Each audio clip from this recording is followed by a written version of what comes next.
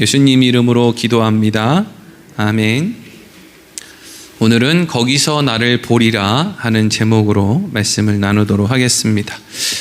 우리가 오늘 부활절로 지키고 있습니다. 부활. 교회에서 많이 이야기하는 단어 중에 하나가 이제 부활인데, 부활에 대해서 사람들이 그럼 부활이 뭡니까?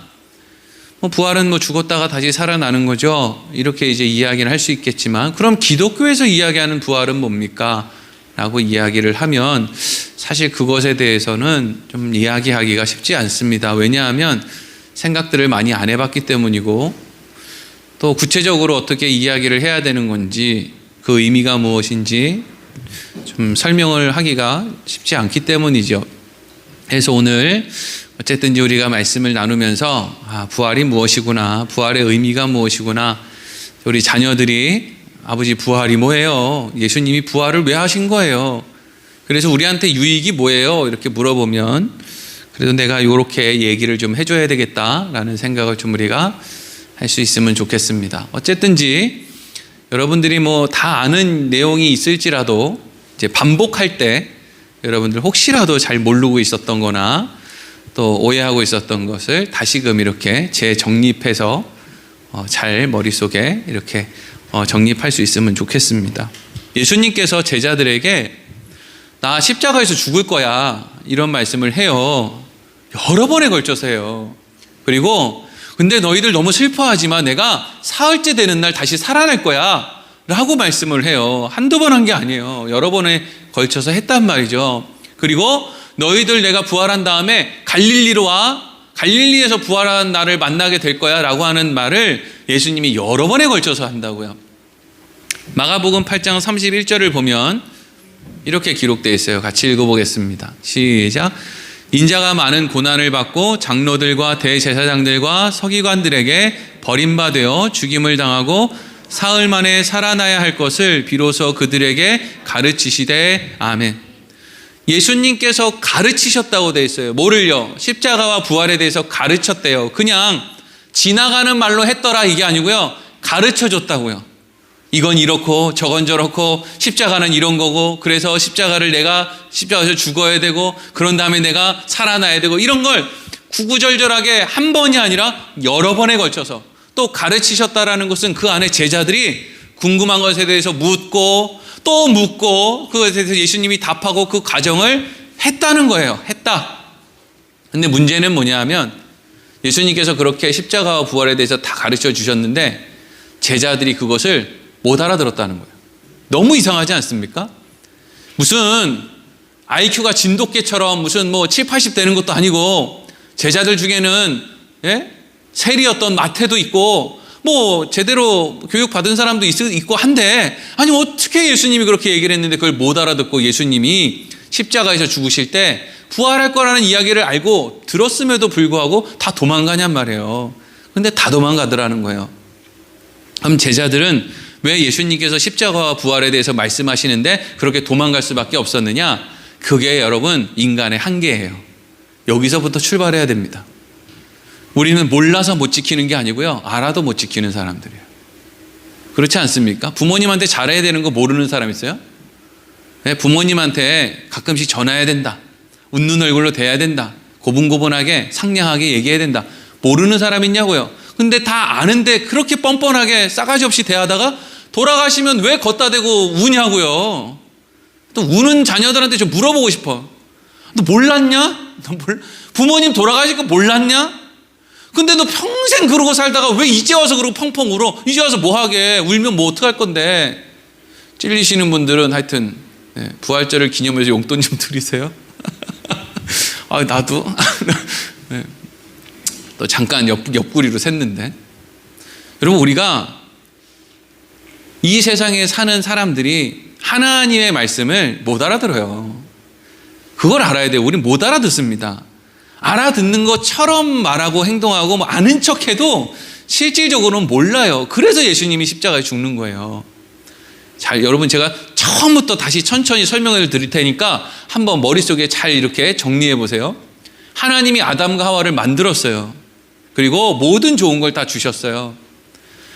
모든 좋은 걸 주니까 이 모든 좋은 걸 주신 하나님이 얼마나 좋은가 이렇게 생각을 해야 되는데, 하나님이 주신 이 모든 좋은 것이면 하나님이 필요 없겠네 라는 생각을 한 거예요.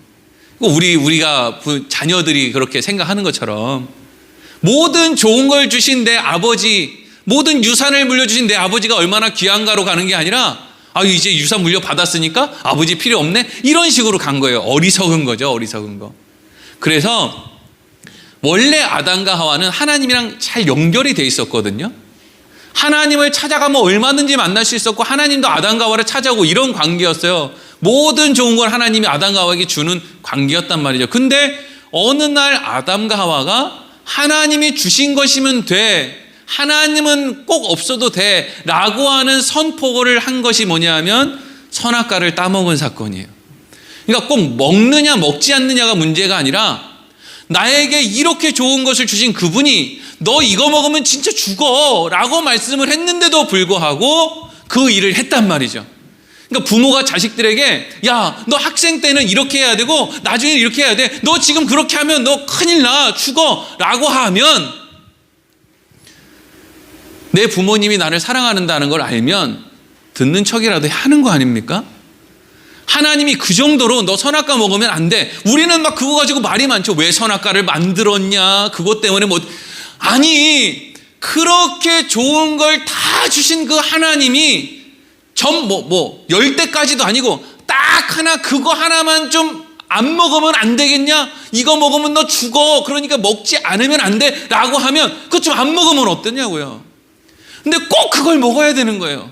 그냥 먹었다는 게 문제가 아니죠. 마음 상태가 문제인 거죠.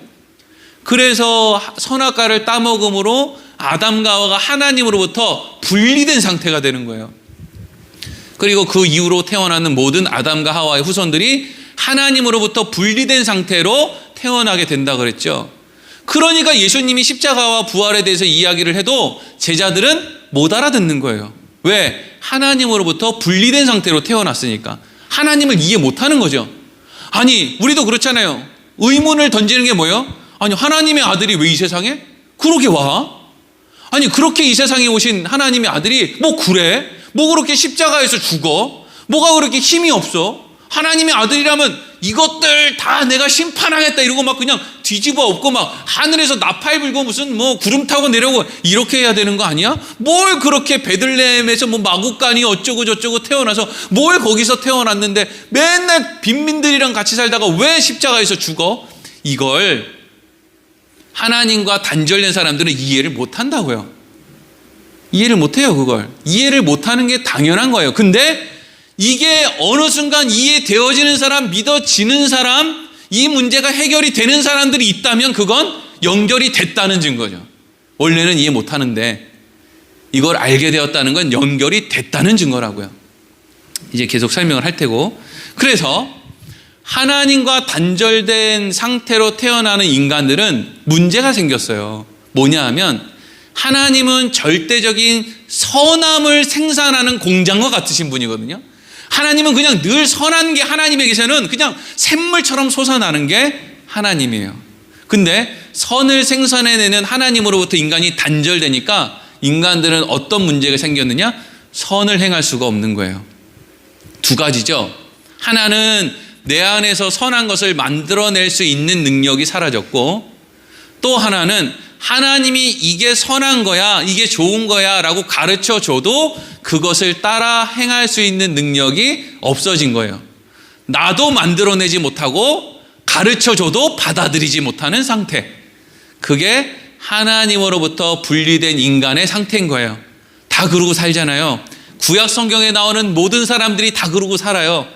다윗이 그러고 산다고요. 근데 이것은 단지 선한 걸 만들어내지 못하니까 결국에는 나쁜 짓 하고 산다라고 하는 것 이상으로, 심지어는 무엇도 의미하냐면 나는 하나님을 사랑해서 정말 하나님을 위해서 살고 싶어라고 하는 그런 이야기를 하며 살아도 그 인생의 끝이 악한 것으로 끝나더라는 거예요. 하나님을 사랑하겠다고 그렇게 결단과 각오를 해도 그게 별 볼 일이 없더라는 거예요. 그래서 인간의 인생이 어떻게 됩니까? 죄의 싹은 사망이다로 가는 거예요. 죄라는 것은 사람 찔러 죽이고 도둑질하는 게 아니라 그랬죠? 죄는 하나님으로부터 벗어난 상태에 있는 사람들을 의미하는 게 죄예요. 왜? 선한 걸 만들어낼 수 없으니까. 범죄, 우리가 사람을 죽이거나 도둑질하는 건 하나님으로부터 벗어난 상태에 있는 사람들이 그렇게 할 수밖에 없는 게 범죄죠. 그래서 죄, 하나님으로부터 분리된 상태에 있는 사람들에게 싹스로 주어진다라는 것은 용병들이 전쟁에 나가서 열심히 전투를 하고 나서 얻는 결과물을 이야기한다 그랬어요. 그러니까 하나님을 떠나서 열심히 무엇인가를 하며 살았는데 그 결과가 뭐라는 거예요? 사망이라는 거죠. 그게 인간들의 인생이에요. 태어나서 죽을 때까지 하나님에게 붙어 있어서 영원한 선을 행하며 사는, 여태까지 계속 선을 행하는 사람은 죽을 필요가 없어요. 근데 인간이 죽는다라는 것은 결국 하나님으로부터 분리되었고 인생이라고 하는 최선을 다해서 사는 어떤 시간 동안에 끊임없이 죄의 열매로 악을 행했기 때문에 결국에는 죽는다는 거예요. 그러니까 원래는 인간들이 지금도 다 죽지만 원래 죽는 게 당연한 결과다 하는 거죠. 근데 누가 이 땅에 오느냐? 예수님이 이 땅에 오시는 거예요. 예수님이 어떻게 오십니까? 그래서 이게 중요하죠. 이걸 통과 못하면 예수님이 오신 이유에 대해서 도무지 알 수가 없는 거예요. 예수님은 어떻게 오셔야 되냐면요, 동정녀 마리아의 몸을 통해서 오세요. 동정녀 마리아의 몸을 통해서 왔다라는 것은 아담과 하와의 후손으로 오면 그 하나님과 단절된 상태로 태어날 거 아닙니까? 그러니까 하나님께서 성령으로 마리아라고 하는 여인의 뱃속에서 만들어내신 것이에요. 예수님을 이 땅에 보내시려고. 그래서 예수님이 이 땅에서 동정녀 마리아의 몸으로 태어나셔야만 되는 이유는 하나님과 단절된 상태가 아니라 하나님과 연결되어 있는 상태로 이 세상에서 태어나야 됐기 때문이죠. 사람들은 자꾸 이런 얘기를 해요. 답답해요. 아니 어떻게 남자 없이 여자가 아이를 낳냐고. 아니 남자 없이 여자가 아이를 낳는 것도 못하는 하나님이면 뭐 한다고 믿냐? 그냥 안 믿지. 이 세상을 무슨 하나님이 창조했냐고. 아니 이 세상을 하나님이 창조할 정도 되니까 우리가 그분을 믿는 거지. 그것도 못하면 뭐 한다고 믿냐? 안 믿지. 아니 답답한 거예요. 우리는 왜 예수님이 동정녀의 몸을 통해서 왔느냐, 그 이유가 무엇인지가 궁금해야 되는데 자꾸 그게 말이 돼? 이리로 가는 거예요. 그럼 그냥 내버려 두시면 돼요. 아, 저 사람은 아직 때가 안 됐구나 이러고 그냥 내버려 두시면 되고요. 왜 예수님이 동정녀에서 태어나야만 됐느냐? 모든 인간들은 하나님과 단절된 상태로 태어나는데 예수님은 하나님과 연결된 상태로 이 땅에 태어나야 되기 때문에 동정녀의 몸을 통해서 이 땅에 태어났구나, 이렇게 생각하면 돼요. 그러니까 예수님이 이 땅에 오신, 예수님이 가지고 계신 그 육신과 예수님은 이전에 선악과를 따먹기 전에 아담의 모습과 같은 거예요. 하나님과 연결된 아담 말이에요. 선악과를 따먹을까 말까를 고민하는 그 아담 말이에요. 범죄하기 전에 아담의 모습으로 예수님이 이 땅에 오신 거예요. 그래서 예수님을 둘째 아담이라고 불러요. 그래서 마귀가 계속 예수님한테 와서 꼬드겨요. 너 그렇게 하지 말라고, 쉬운 길을 가라고, 하나님 말씀대로 살지 말라고, 바꿔 얘기하면 너도 선악과를 먹으라고, 네가 하나님이 되라고, 이렇게 자꾸 이야기한다고요. 근데 예수님은 어떻게 하느냐? 아니, 나는 첫째 아담의 길을 걷지 않을 거야. 나는 하나님 말씀에 순종할 거야. 이렇게 이제 답을 하시는 거예요. 이거 알면은 나이 좀 있으신 거예요. 이거 알면. 예전에 저 어렸을 때 그 이홍렬이라고 하는 그 개그맨하고 이휘재라고 하는 개그맨이 요런 거 했어요. 이런 거. 이제 사람의 인생에서 어떤 선택의 순간을 놓고, 그래, 결심했어. 나 이 여자랑 결혼할 거야. 그래, 결심했어. 나 이 여자랑 결혼 안 할 거야.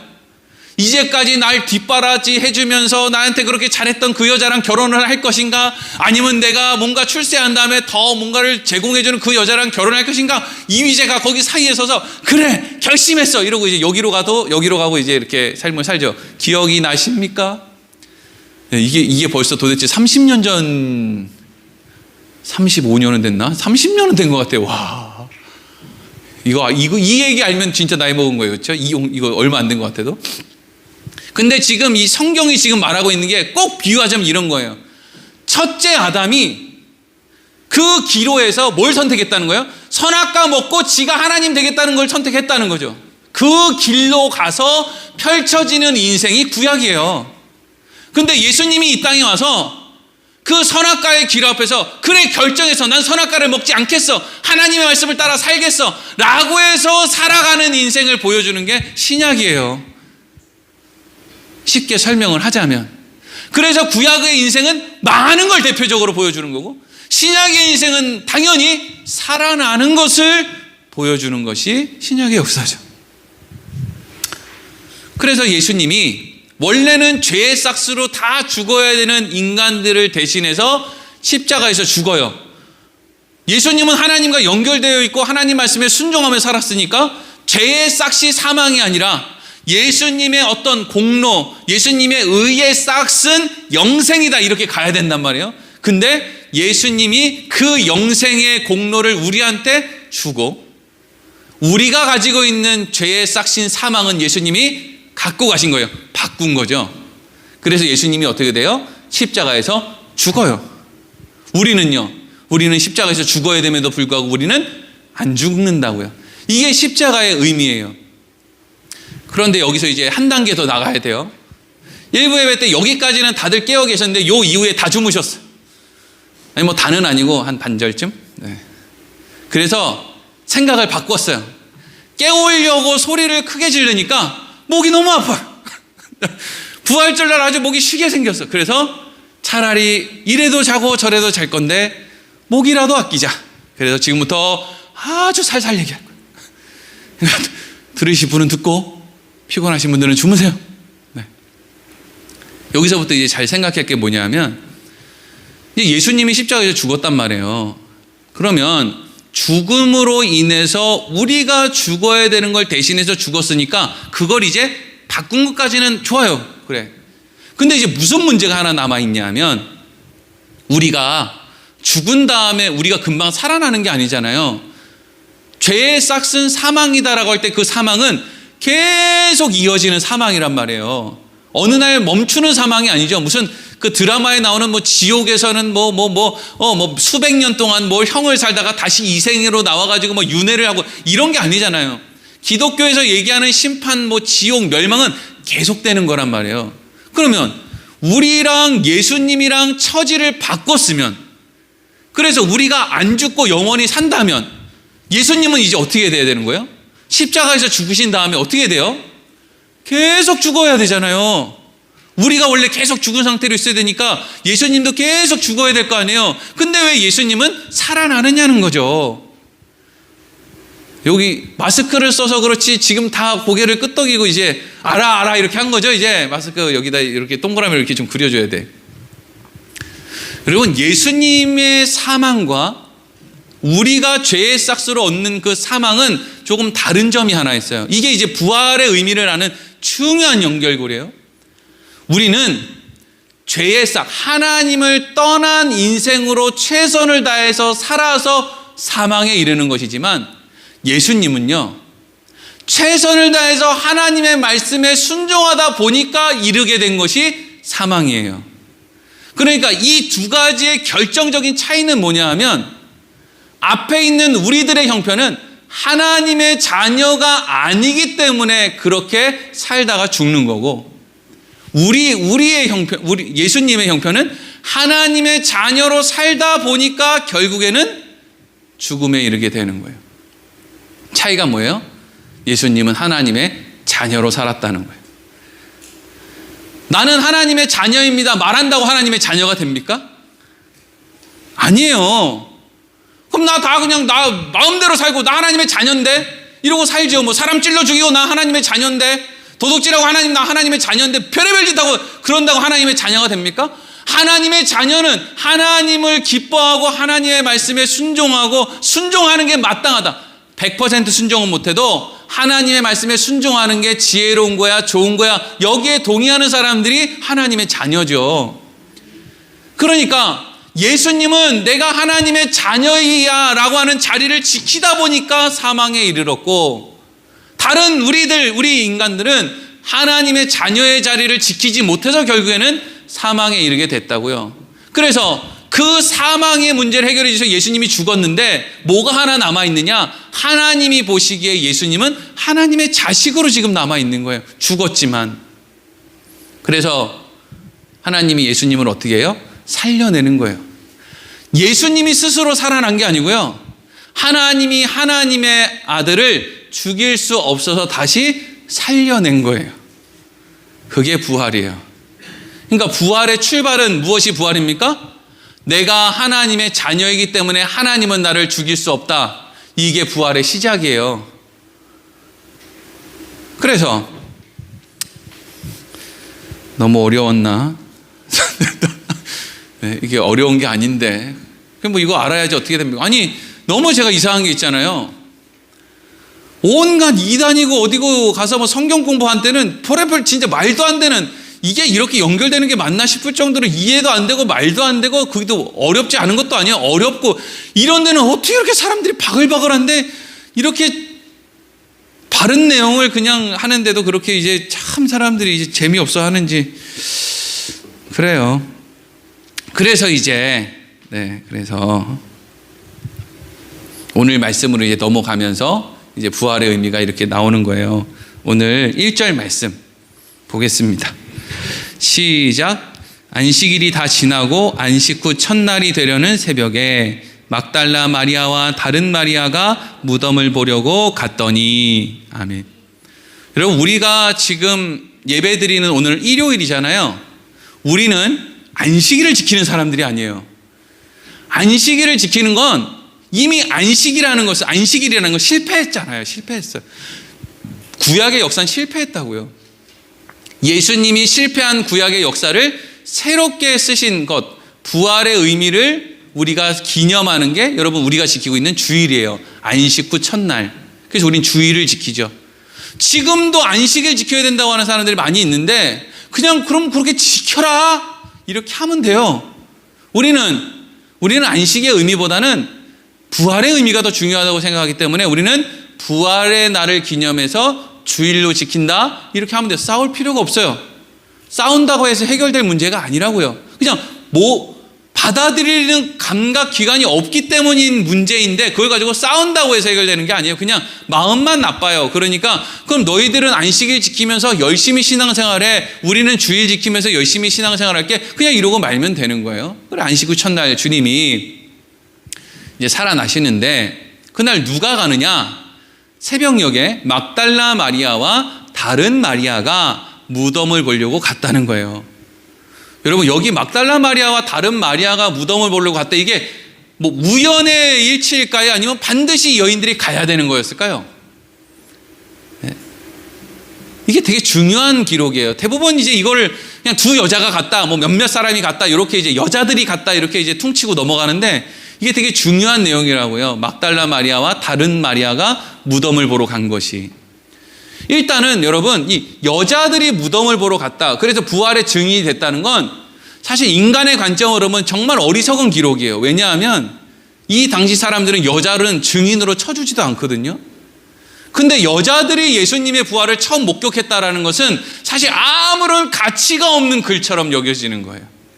근데 뭐 막달라 마리아와 다른 마리아가 갔으니까 그렇게 기록을 한 거겠죠. 근데 증인의 역할도 할 수 없는 이 여인들이 왜 지금 예수님을 보려고 가는 건가? 여기에 무슨 하나님은 우리에게 무엇을 가르쳐 주려고 하는 건가? 이걸 이제 그 안에서 찾아내야 된다고요. 그러면 이날 새벽에 예수님의 무덤을 찾은 건 이 두 여인이 전부인가? 아니에요. 다른 성경을 좀 볼게요. 누가복음 24장 1절 읽겠습니다. 시작. 안식 후 첫날 새벽에 이 여자들이 그 준비한 향품을 가지고 무덤에 가서. 아멘. 안식 후 첫날에 이 여자들이, 앞에서는 막달라 마리아와 다른 마리아고 돼 있는데 여기에는 이 여자들이 왜 간 거예요? 예수님의 시신에 향품 발라주려고. 그 사람들은 그렇게 이제 제사를 했으니까, 장례를 했으니까 그거 하려고 이제 갔다는 거예요. 그러니까 이 여인들의 머릿속에 예수님의 부활은 있어요, 없어요? 없어요. 그냥 예수님 십자가만 있어요. 죽은 예수님만 있다고요. 그래서 이 여자들이 갔다는 거예요. 근데 누가복음에서는 이 여자들이 누군지를 아주 구체적으로 설명하고 있어요. 누가복음 24장 9절에서 10절 읽겠습니다. 시작. 무덤에서 돌아가 이 모든 것을 11사도와 다른 모든 이에게 알리니 이 여자들은 막달라 마리아와 요한나와 야고보의 모친 마리아라. 또 그들과 함께한 다른 여자들도 이것을 사도들에게 알리니라. 아멘. 이 여자들은 누구라고 설명되어 있어요? 막달라 마리아, 요한나, 야고보의 모친 마리아, 또 그들과 한 다른 여자들, 이렇게 되어 있어요. 그러니까 지금 여기에는 최소한 4명 이상의 여인이 그 새벽에 같이 갔다라고 설명하고 있죠. 그러니까 여기는 4명 이상의 여자들이 갔다고 되어 있는데 아까 전에 읽었던 마태복음에는 2명이 갔다고 되어 있어요. 그러면 마가복음은 몇 명이 갔다고 되어 있나? 읽어보겠습니다. 마가복음 16장 1절 읽겠습니다. 시작. 안식일이 지남에 막달라 마리아와 야고보의 어머니 마리아와 또 살로메가 가서 예수께 바르기 위하여 향품을 사다 두었다가. 아멘. 여기에는 막달라 마리아랑 야고보의 어머니 마리아, 여기 야고보의 어머니 마리아가 다른 마리아예요. 다른 마리아. 마태복음 28장에 나오는 다른 마리아, 27장에 보면 나와요. 그게 다른 마리아가 야고보와 요셉의 어머니 마리아라고. 그러니까 여기 있는 막달라 마리아와 야고보의 어머니 마리아, 이거는 이제 마태복음이랑 똑같은데 여기는 또 살로메라는 여인이 있었다. 그래서 3명이 같이 갔던 것처럼, 누가복음은 4명 이상의 무리가 간 것처럼 기록되어 있고, 마태복음은 2명이 간 것처럼 되어 있고, 마가복음은 3명이 간 것처럼 되어 있어요. 그리고 마지막으로 요한복음에는 몇 명이 갔냐? 20장 1절 읽겠습니다. 시작. 안식 후 첫날 일찍이 아직 어두울 때 막달라 마리아가 무덤에 와서 둘이 무덤에서 옮겨진 것을 보고. 아멘. 여기 몇 명이 갔어요? 1명이 갔어요. 네, 이건 뭐 수학이 아니라 산수니까 사람 숫자 헤아리는 건 다 하실 수 있죠. 그러니까 마태복음은 2명이 갔다. 마가복음은 3명이 갔다. 누가복음은 4명 이상의 무리들이 갔다. 요한복음은 1명이 갔다. 이렇게 돼 있어요. 그래서 성경에 대해서 별로 그렇게 좋지 않은 생각을 갖고 있는 사람은 봐라, 성경 다 거짓말이다.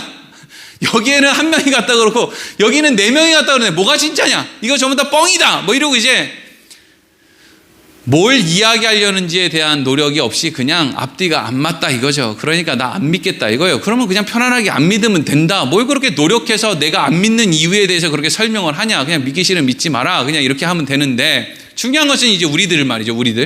우리들은 왜 여기에는 어디는 1명, 어디는 2명, 어디는 3명, 어디는 4명이라고 되어 있느냐. 이 의미가 뭐냐. 이거는요, 예수님의 그 시신의 향품을 바르기 위해서 간 여인들이 다수인 거는 확실해요. 왜냐하면 돌문도 굴려야 되고 뭐 할 게 많아요. 근데 뭐 그 돌문을 여자들이 굴릴 수 있을지는 모르겠는데, 하여튼 그렇게 여러 명의 여인들이 이제 가야 되는, 향품도 무겁고 여러 명의 여인들이 갔을 것 같아요. 근데 성경은 지금 뭘 얘기하냐면 그 여인들이 가지고 있는 공통점을 지금 압축해 가고 있는 거예요. 그 많은 여인들을 공통점을 3 여인으로 압축했고, 그 3 여인을 다시 2 여인으로 압축했는데, 그 2 여인을 다시 1명으로 압축한 게 뭐냐면 막달라 마리아라는 거예요.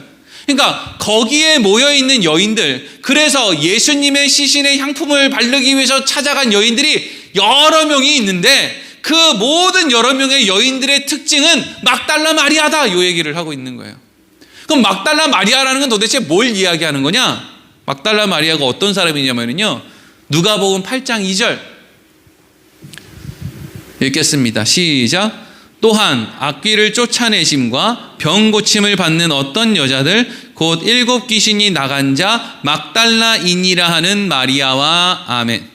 여기에 있는 막달라 마리아는요, 예전에 7 귀신 들린 여자였다라고 기록되어 있는데, 이 7 귀신이 들렸다라는 것은 누가 뭐 그 안에 있는 귀신을 세본 게 아니고요, 7이라는 숫자는 완전하다는 숫자잖아요. 그러니까 7 귀신 들렸다는 것은 좀 덜 미친 게 아니고요, 미쳤는데 아주 저거 제대로 미쳤다. 완전히 미쳤다. 소망을 둘 게 없다. 그래도 저거 어떻게 두드러 패서라도 어떻게 고쳐서 써야 되나, 이런 마음을 전혀 가질 수 없는, 그냥 소망이 없는, 저건 인간도 아니고 짐승도 아니고 저건 뭐야, 저건 괴물이야 라고 하는 이야기를 듣던 여인이 막달라 마리아였어요. 근데 그 막달라 마리아를 예수님이 찾아가셔서 그 막달라 마리아의 병을 고쳐주신 거죠. 그럼 이제 막달라 마리아는 예수님이 하나님의 아들이라는 걸 믿을까요, 안 믿을까요? 믿겠죠. 왜? 자기는 완전히 미쳤었으니까. 소망이 없으니까. 세상 사람들이 다 나 같은 거 죽어야 된다고 얘기하는데 그런 나를 찾아오셔서 예수님이 내가 가지고 있는 병을 한 번에 짜잔 하고 뭐 약을 먹인 것도 아니고 뭘 어떻게 한 것도 아닌데 낫게 해줬다고요. 그러니까 막달라 마리아의 입장에서는 예수님이 하나님의 아들인 걸 모르는 게 아니에요. 믿어요. 알아요. 신뢰해요. 예수님이 십자가에 죽으실 때 제자들 다 도망갔어요. 대단해 보이는 남자들 다 도망갔다고요. 근데 막달라 마리아는 안 도망가요. 예수님 죽으시는 거 보면서 멀리 서서 계속 울기만 해요. 뭐 어떻게 할 거예요? 자기가 힘이 있어서 뭐 달려가서 십자가를 거꾸로 들고 내려와요? 어떻게 합니까? 그냥 울기만 하는 거예요. 엉엉하고 울어요. 그리고 나서 예수님께서 이제 십자가에서 금요일 날 죽으시고 안식일이 지나고 월요일, 그러니까 주일날 아침이 됐을 때 가장 먼저 예수님을 위해서 내가 뭐라도 해드려야지라는 마음을 가지고 다른 막달라 마리아들, 여기서 다른 막달라 마리아들은 저마다의 이름도 있고 삶의 환경은 막달라 마리아와는 다르지만 어쨌든 그런 마음, 예수님에 대한 그런 마음을 가진 사람들과 마음을 모아서 지금 새벽에 막상 가도 그 돌문을 굴리고 그 로마 군병들을 설득해서 예수님 시신에게 향유를 바를 수 있을지 없을지도 모르는데 그냥 사랑해서 무턱대고 거기를 가는 거예요. 그 사람이 막달라 마리아예요. 그 여인들의 대표로 막달라 마리아예요. 근데 문제가 있어요. 여기서 이제 우리가 중요한 사실을 하나 알아야 돼요. 그렇게 사랑하는 막달라 마리아와 또 다른 막달라 마리아들이 부활을 몰랐다는 거예요. 한계 속에 갇혀 있었다는 거죠.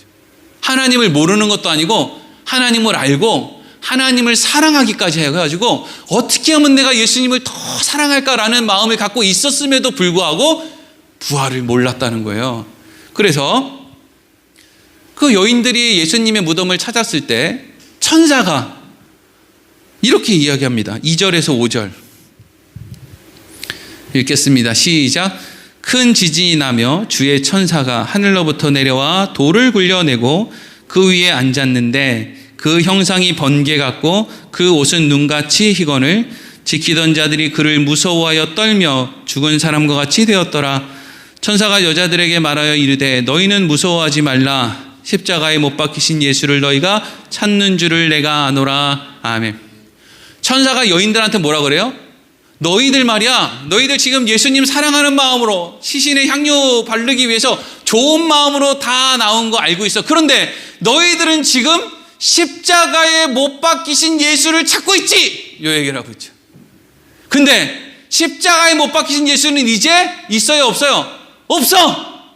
십자가에 못 박힌 예수는 없다고. 지금도 어디 성당에 가면은 예수님이 막 이렇게 이제 고통스럽게 십자가에 매달려 있는 걸 이렇게 걸어놓고 왜 그걸 걸어놓겠어요? 그걸 보면서 예수님은 나를 위해서 저렇게 힘들어하시고 고통받다가 죽으셨는데 내가 요 모양으로 살아서 되겠나? 라고 하는 어떤 감정을 자아내기 위해서 예수님을 아직도 거기다가 매달아 놓고 여기 십자가에 피 뚝뚝 떨어지고 이거를 이제 형상화해서 십자가에다 그렇게 매달고 있죠. 그게 이제 카톨릭의 십자가와 기독교의 십자가가 좀 다른 거 아닙니까? 개신교의 십자가가. 근데 이 천사는 지금 마리아한테, 막달라 마리아한테 뭐라 그래요? 그 예수 없다, 이제 없다는 거예요. 십자가에서 못 박힌 예수는 없다. 너희가 찾는 것 같은데 그 예수는 없다. 지금은 무슨 예수만 있다는 거예요? 부활하신 예수만 있다 이거죠. 그러니까 예수님의 십자가는 지금 무엇을 의미하느냐 하면 하나님을 알고 하나님을 더 사랑하기 위해서. 여러분 이렇게 생각해 보세요. 아담과 하와가 선악과를 따먹을 때 내가 이거 선악과 따먹고 하나님처럼 돼가지고 하나님 괴롭혀야지, 하나님을 짓밟고 내가 하나님이 돼야지, 이렇게 생각을 했을 수도 있지만 이렇게 생각을 했을 수도 있다고요. 내가 하나님이 돼서 하나님에게 잘해드려야지. 여러분 그런 생각 안 합니까? 자식들이요, 처음 부모님한테 와가지고 아버지 저 사업하게 돈 좀 대주십시오. 그러면 그 마음 안에는요 분명히 사업이 잘 되면 우리 아버지한테 효도해야지 라고 하는 마음이 있어요. 그런 마음 없이 와가지고 어떻게 그럼 연기파 배우지 뭐. 근데 그런 마음이 있으니까 연기가 아니라 그냥 그렇게 말을 하는 거예요. 근데 문제는 뭐냐면 호락호락하게 그렇게 되지를 않는단 말이에요. 그러니까 아담이 선악과를 따먹을 때 그 중심에 하나님 애먹여야지 이게 아니라 내가 이거 따먹고 나서 하나님처럼 돼서 내가 하나님을 위해서 뭔가 잘 해드려야지 라고 하는 마음이 있었어도 그 마음이 하나님의 마음이 합한 마음이 아니라는 거예요. 하나님과 단절돼 버리고 많은 마음이라는 거예요. 그게 하나님을 사랑하는 마음을 가지고 있는 막달라 마리아가 부활을 못 받아들이잖아요. 그러니까 마리아의 머릿속에 한계는 뭐냐 하면 내가 귀신 들렸을 때 나를 고쳐주신 그 예수님의 은혜를 내가 알아. 예수님은 아주 좋으신 분이야. 그러니까 내가 예수님을 도와드려야지. 은혜를 갚아야지. 이리로 간단 말이죠. 많은 그리스도인들이 왜 고난주간에 그렇게 영화 보면서 울어요? 아유, 내가 예수님을 도와드려야 되는데 내가 못 도와드렸네. 이러고 있다고요. 근데 도움을 받아야 될 그 십자가에 달린 예수는 없어요. 없다고요. 이제 없어요. 그럼 어떤 예수만 남아있습니까? 부활한 예수만 남아있어요. 하나님의 자녀로서의 그 자리에서 계신 예수님만 남아있다고요. 그래서 이제 말씀이 어떻게 이어져요? 야, 십자가에 못 박히신 예수는 없다. 너는 이제 6절에서 10절 예수님과 이 천사가 이런 얘기를 해요. 읽겠습니다. 시작. 그가 여기 계시지 않고 그가 말씀하시던 대로 살아나셨느니라. 와서 그가 누우셨던 곳을 보라. 또 빨리 가서 그의 제자들에게 이르되 그가 죽은 자 가운데에서 살아나셨고 너희보다 먼저 갈릴리로 가시나니 거기서 너희가 배우리라 하라. 보라, 내가 너희에게 일렀느니라 하거늘 그 여자들이 무서움과 큰 기쁨으로 빨리 무덤을 떠나 제자들에게 알리려고 다름질할세. 예수께서 그들을 만나 이르시되 평안하냐 하시거늘 여자들이 나아가 그 발을 붙잡고 경배하니 이에 예수께서 이르시되 무서워하지 말라.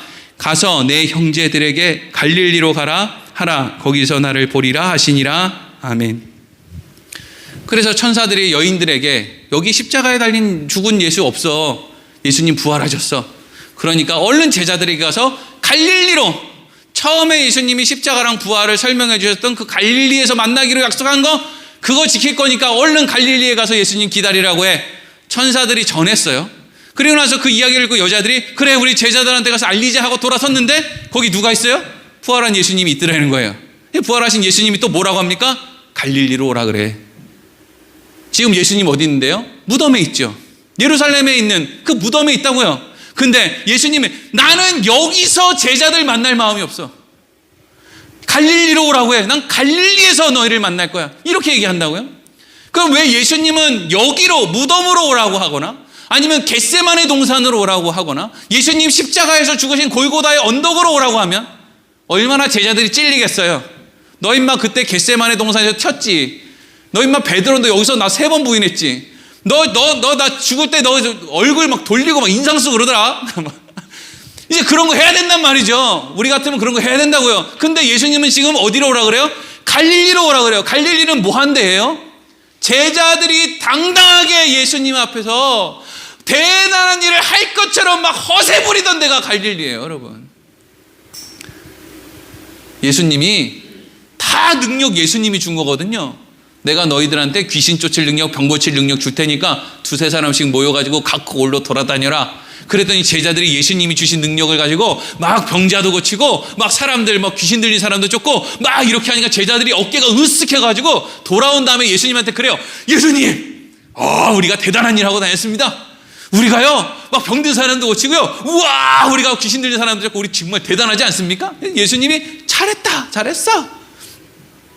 너네들 정말 잘했구나. 근데 너희들 그거보다 더 좋은 일이 있는데 그런 것 가지고보다 너 기뻐하지 말고 하늘의 생명책에 너희의 이름이 기록된 게 그게 더 기쁜 일이야.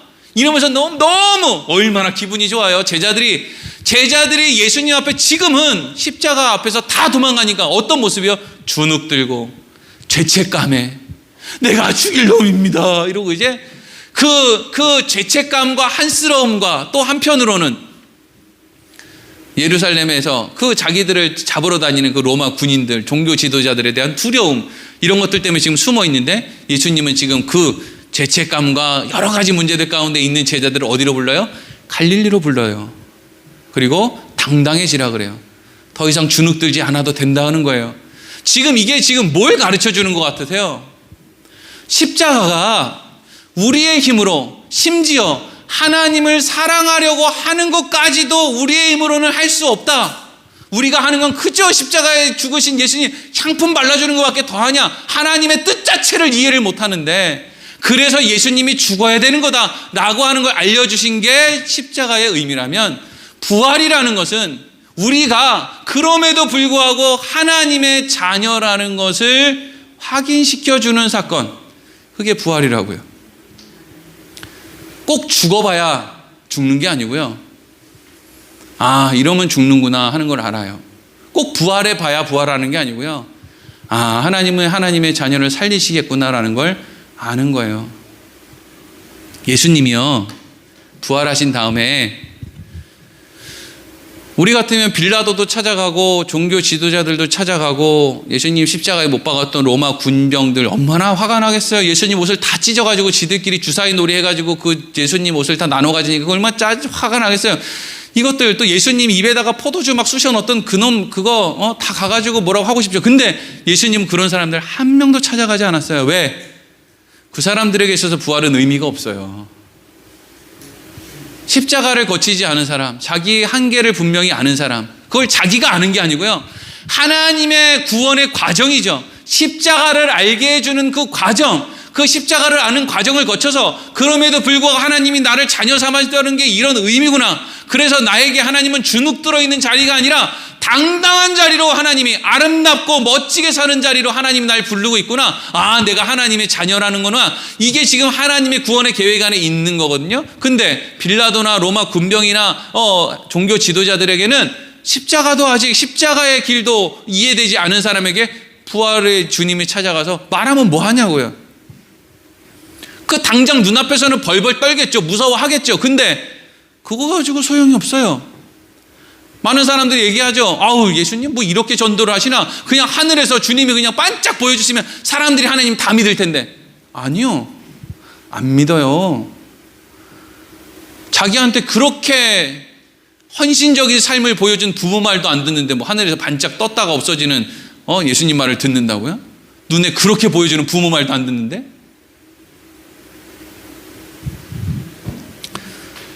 여러분, 우리에게 있어서 부활은요, 하나님의 자녀가 됐다는 거예요. 어떻게 내가 하나님의 자녀가 됐는가?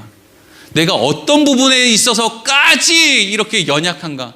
이걸 아는 게 십자가예요.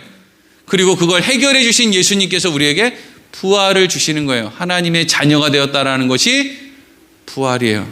예수님이 부활의 첫 열매가 됐다 그래요. 이게 무슨 이야기예요? 아, 하나님의 자녀가 이렇게 다시 사는 것이구나 라는 것에 본을 보여주신 게 예수님. 그럼 부활의 첫 열매가 예수님이면 우리는 둘째 열매, 셋째 열매, 넷째 열매가 쭉 나오겠죠. 그 사람들이 다 어떤 사람이에요? 하나님의 자녀가 되어서 하나님이 살리시는 사람들. 그러니까 우리가 예수를 믿는다는 것은 그냥 부모님이 용돈 준다고 그러니까 교회나 가볼까? 교회 가가지고 예수 믿으라고 하니까 믿는다고 얘기나 한번 해볼까? 이런 걸 의미하는 게 아니에요. 그런 걸 의미하는 게 아니라 내가 나의 삶 속에서 그래서 나한테 십자가가 필요하구나 라는 걸 아는 자리, 그리고 거기에 한 단계 뛰어넘어서 그래서 내가 하나님의 자녀 되었다는 게 중요하구나. 그래서 하나님은 나를 아름다운 자리로 나아가게 하기를 원하시는구나. 여러분, 이단이 전부 가짜인 이유는요, 이단은 하나님의 자녀들을 힘들게 해요. 모든 이단의 공통점이에요. 막 힘에 지나치도록 돈 내라, 뭐 힘에 지나치도록 헌신해라, 시간을 내라, 막 인간의 생각이에요. 우리 아버지는요, 그런 걸 원하는 게 아니고 여러분들이 행복하길 원해요. 우리 아버지는 아버지의 자녀가 된 사람들을 멋있고 아름답고 당당하고 이렇게 살기 원한다고, 예쁘게 살기 원한다고요.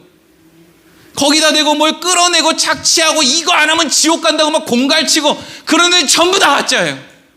아버지의 마음을 그렇게 왜곡하는 인간들은 전부 다 가만히 두지 않을 거예요. 우리 아버지의 마음은요, 그래, 그럼에도 불구하고 죄책감을 느끼는 그 예루살렘, 골고다, 겟세마네를 떠나서 갈릴리로 와라. 당당하고 멋있고 뻔뻔했지만, 좀 철이 없었지만 그래도 거기로 와라. 거기서 다시 시작하면 된다. 그게 아버지의 마음이다. 이렇게 가르쳐 주시는 거죠. 우리가 부활의 의미를 하나님의 자녀가 되었기 때문에 다시 분명히 살아날 것이다 라고 하는 것을 아는 그 부활의 의미 늘 기억하고 살기를 소망합니다. 기도하겠습니다.